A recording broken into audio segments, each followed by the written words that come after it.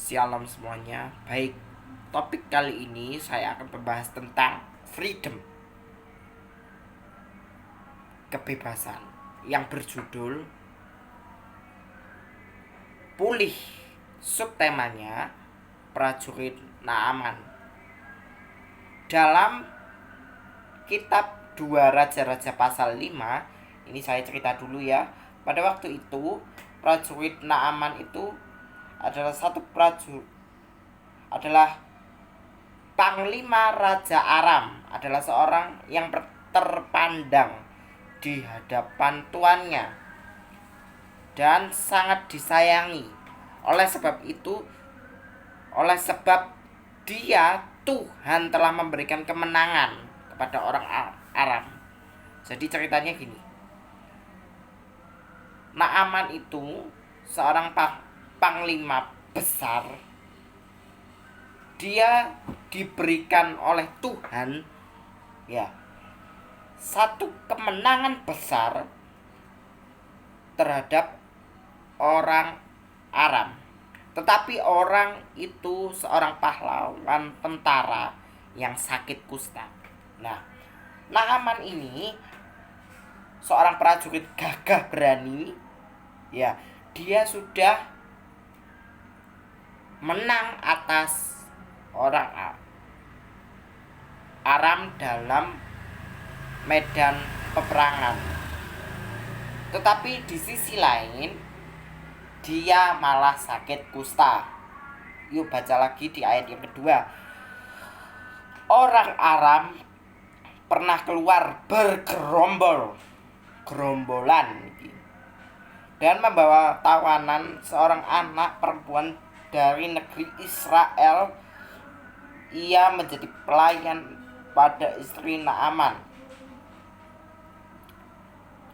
Gadis itu berkata kepada nyonyanya, kepada sang permaisurinya, dia berkata, sekiranya tuanku menghadap nabi yang ada di Samaria itu,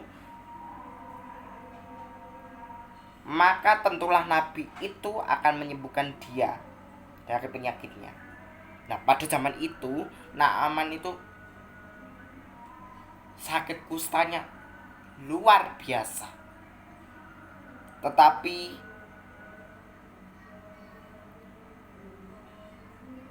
Raja Aram ini menyuruh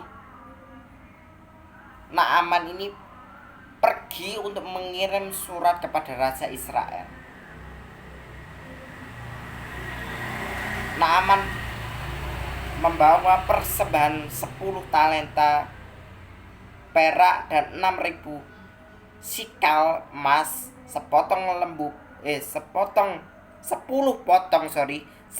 potong pakaian. Ia menyampaikan surat itu kepada orang Israel. Sesampainya surat ini kepadaku, maklumlah kiranya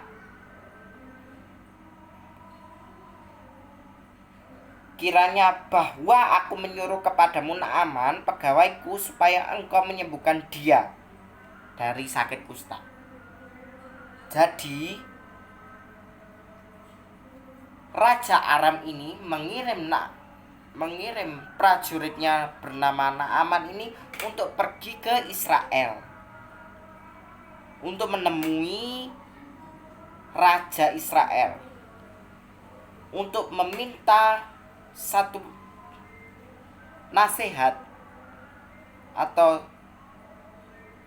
satu momen kesembuhan, healing restorasi kesembuhan. Nah, sesudah itu Raja Israel membaca surat itu dan disobek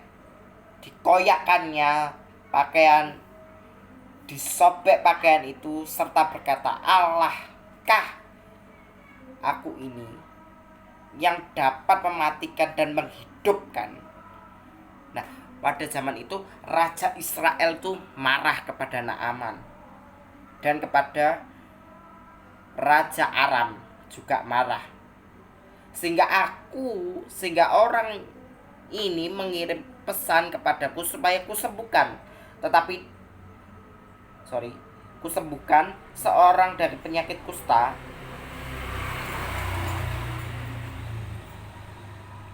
Tetapi sesungguhnya perhatikanlah dan lihatlah, ia mencari gara-gara terhadap aku.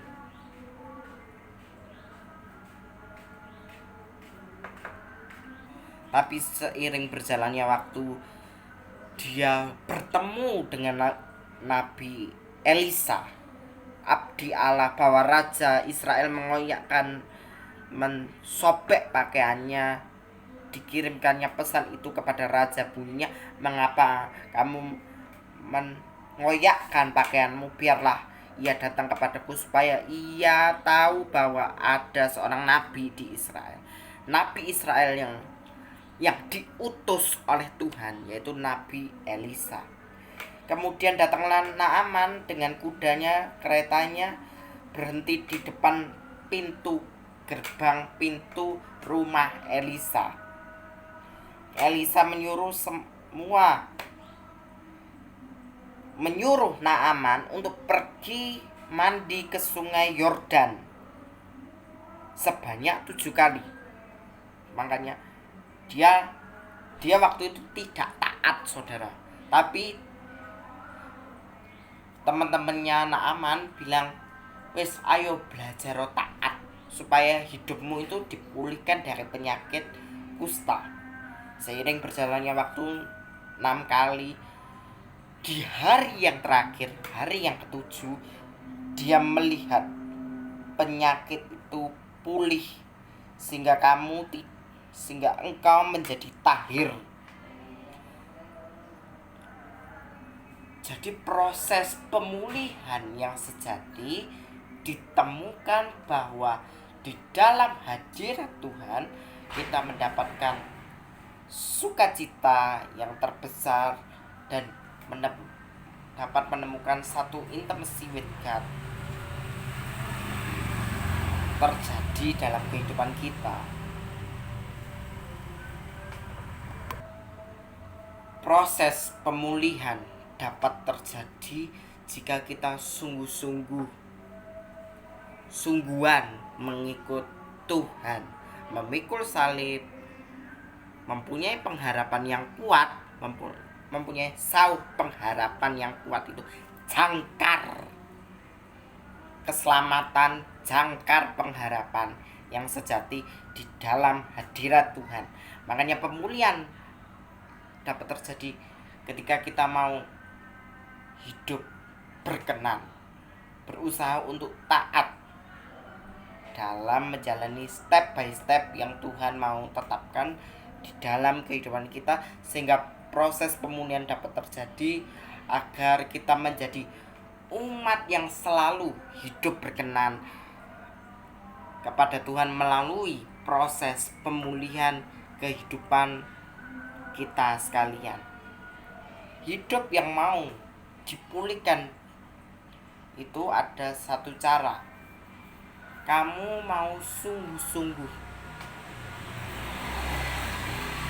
dalam mencari hadirat Tuhan, karena di dalam hadirat Tuhan kita mendapat sebuah healing restoration atau kesembuhan ilahi yang Tuhan sudah tetapkan bagi kehidupan kita. Belajar yuk dari Naaman yang mau pulih dari penyakitnya. Yuk kita juga sama-sama belajar untuk pulih dari masalah kehidupan kita. Yuk sama-sama berjuang lagi membangun mindset, perspektif kita yang benar, paradigma kita yang benar, agar kita dapat menjalani hidup ini dengan taat dan setia kepada Tuhan. Terima kasih saudara, dan Tuhan Yesus memberkati kita sekalian. Amin.